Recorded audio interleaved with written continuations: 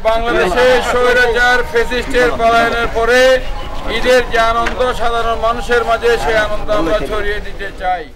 চট্টগ্রাম দক্ষিণ জেলা বিএনপির সাবেক আহ্বায়ক আলহাজ আবু সুফিয়ানকে মাটি ও মানুষের নেতা উল্লেখ করে তাকে আগামী নির্বাচনে চট্টগ্রাম ৮ আসনে ধানের শীষের কাণ্ডারি হিসেবে দেখতে চাই বলে মন্তব্য করেছেন পশ্চিম ১৬ শহর ৭ নং ওয়ার্ড বিএনপির সাবেক সাংগঠনিক সম্পাদক এম এ নাসির। জাতীয়তাবাদী দল পশ্চিম ১৬ শহর ওয়ার্ড বিএনপি কর্তৃক আয়োজিত আলহাজ আবু সুফিয়ানের মাটি ও মানুষের নেতা ওনার গণসংযোগ হাতুমাজিপাড়া, নাজিরপাড়া, কতিবারহাট, মোহাম্মদপুর হয়ে আমাদের সাবেক সভাপতি ওয়ার্ড বিএনপির আলহাজ আজলাম চৌধুরী বাসভবন এখানে সমাপ্ত হয়েছে।